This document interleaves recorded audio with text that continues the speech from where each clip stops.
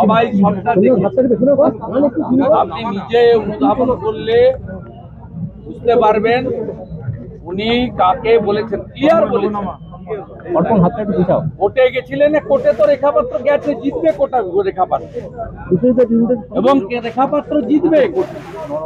তার কারণ, যে কারণে আপনারা দেবাশিস ধরের নমিনেশন বাতিল করেছেন, এই একই গ্রাউন্ডে হাজী নুরুলেরও নমিনেশন বাতিল হবে এবং উপনির্বাচন হবে না, রেখাপাত্র কোর্টে জিতবে।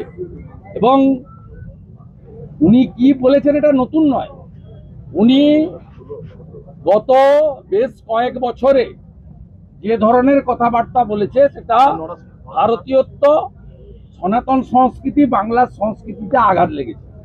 তিনি একবার পাকিস্তানের রিপোর্টারদের নিয়ে এসে মেটিয়া বুরুজ, ইকবালপুর এলাকায় বললেন ইহা ভি এক মিনি পাকিস্তান হ্যায়,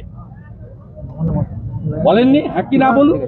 না আপনারা বলুন, আমি দ্বিতীয় উদাহরণ দিচ্ছি।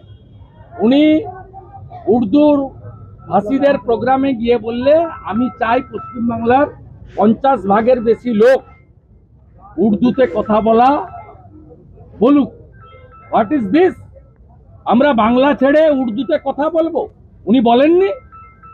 উনি এই গত বিধানসভা সেশনের আগে আমরা ওকে বিধানসভায় দাঁড়িয়ে ক্ষমা চাইলাম, উনি গীতা হাতে নিয়ে আমরা প্রতিবাদ করেছি বিজেপির এমএলএরা। উনি বলেননি যে আমি যে ধর্মে করেছি সৌভাগ্যবান, এ ধর্মে যারা জন্মগ্রহণ করেননি তারা দুর্ভাগ্যবান, বলেননি। তার মানে উনার ধর্মের বাইরে আমরা যারা সনাতন বা অন্য ধর্ম, শিখ বলুন, খ্রিস্টান বলুন, জৈন বলুন, বুদ্ধিস্ট বলুন, বা অন্য যে আরো যে ধর্ম রয়েছে পৃথিবীতে, তারা সব দুর্ভাগ্যশালী আর উনি সৌভাগ্যবান। ওনার যে জন্ম, উনি বলেছেন, আমি বলছি না।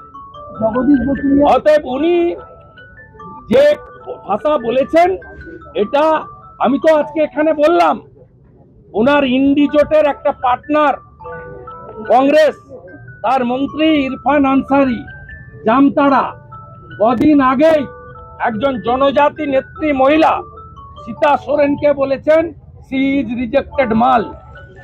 আর এপারে ইন্ডি জোটের আরেক সঠিক তৃণমূল, তার মন্ত্রী, তিনি এখানে বলছেন রেখাপাত্র মহোদয়কে তফসিলি জাতির নেত্রী, তাকে বলছেন হেরো মাল। এদের কালচার, এদের মুখের ভাষা দেখলেই বোঝা যায় এদের আসল পরিচয় কি। এরা মহিলাদের সেই কালচার, সেই সংস্কৃতির বহিঃপ্রকাশ এদের মুখ থেকে বেরিয়েছে। ভারতের জাতীয় মহিলা কমিশন কগনিজেন্স নিয়েছে, ভারতবর্ষের শিডিউল কাস্ট কমিশন কগনিজেন্স নিতে চলেছে। রেখাপাত্র সহ একাধিক শতাধিক তফসিলি মহিলা, 15 ক্ষত্রিয় ফিশারম্যান কমিউনিটির, নমশূদ্র কমিউনিটির, তারা বিভিন্ন থানাতে এফআইআর করেছেন।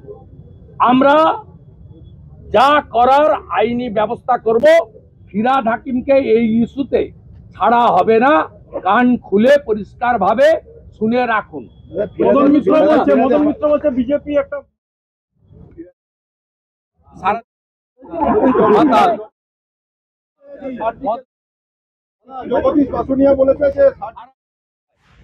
ওর কথা কেউ ধরে নাকি? ও 21-এর আগে নন্দীগ্রামে বলেছিল মমতা হেরে গেলে এখান থেকে নাকি কেটে বাদ দিবে, বাদ দিয়েছেন? আছে, ও বলেছিল সার্জারি দাওয়াই দিতে বলেছে জগদীশ বসুনিয়া। সঙ্গীতা রায়ের হয়ে প্রচারে জিতায়ে জগদীশ বসুনিয়া বলেছে সার্জারি দাওয়াই, হোমিওপ্যাথি অ্যালোপ্যাথি আর চলবে না। দিয়ে দেখতে বলুন না, দিয়ে দেখতে বলুন না। 21 সালে ছিল 57 জন বিজেপি কর্মীকে, 400 জন জেলে আছে, আরো 400 জেলে যাবে। এখনো ওই বাসুনিয়ার বন্ধু শাহজাহান জেলে আছে। কেষ্ট 2 বছর খেটে বেরিয়েছে, আবার ঢুকলে 4 বছর পরে বেরোবে। 11 তারিখ অমিত শাহর যে মন্তব্য, যে সংসদীয় কমিটি একটা বৈঠক আছে নির্বাচন পরবর্তী আপনারা বারবার দাবি করেন। স্বরাষ্ট্র দপ্তরে আমাদের ভারতীয় জনতা পার্টির প্রতিনিধিরা আছেন, তারা সেখানে যথাযথ তুলবে, তা আমরাও দাবি করি না। জাতীয় মানবাধিকার কমিশনের নেতৃত্বে 5 মেন কমিটি করে দিয়েছিলেন কলকাতা হাইকোর্টের 5 মেন জাজের বেঞ্চ।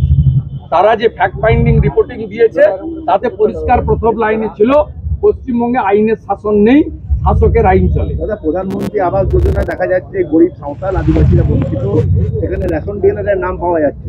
ফাইনাল লিস্ট বেরোতে দিন, ফাইনাল লিস্ট বেরোতে দিন। বিডিও অফিসে এত বড় বড় তালা ঝুলবে, 40 লক্ষ নামকে ইনক্লুড করতে হবে। 40 লক্ষ। একই কথা পঞ্চায়েত মন্ত্রী বলছে ফাইনাল লিস্টে সব ঠিক দেখা যাবে। ঠিক আছে, ঠিক হলে ভালো। সরকারের টাকা তো দলের টাকা নয়, রাজ্য দিক আর কেন্দ্র দিক। কখনো আমরা বলি না সরকারের টাকা দলের টাকা। আমরা চাই প্রকৃত লোকরা পাক। জেলায় জেলায় এবং অনেকেই মুখ খুলেছে, বিরোধী দলনেতা মুখ খুলেনি। আমি দেখতে চাইছি ফাইনাল লিস্টটা পর্যন্ত। দাদা, বর্ধমান ফাইনাল লিস্টটা বেরোনোর পরে 40 লক্ষ লোক রেডি আছে, যাদের ঘর পাওয়ার যোগ্য, ঘর পায়নি। তাদের নিয়ে বাংলাতে গণপ্রতিরোধ হবে, জনজাগরণ হবে। বিডিওরা বিডিও অফিস ছেড়ে পালাতে বাধ্য হবে। কালচারের জনক হচ্ছে মমতা ব্যানার্জি।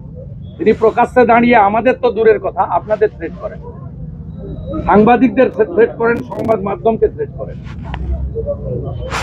তো এই রাজ্য থেকে মাকে একটাই প্রার্থনা করব, মমতার হাত থেকে মুক্তি দাও মা। আমাদের এটা হলেই হয়ে যাবে। দাবি ত্যাগ এই চ্যানেল কোনো প্রচার করে না হিংসাত্মক, ক্ষতিকারক বা অবৈধ কার্যকলাপ। এই চ্যানেল দ্বারা প্রদত্ত সমস্ত বিষয়বস্তু শুধুমাত্র একটি শিক্ষামূলক উদ্দেশ্যের জন্য। ধন্যবাদ। শুভেচ্ছা টিম আমার বাংলা নিউজ।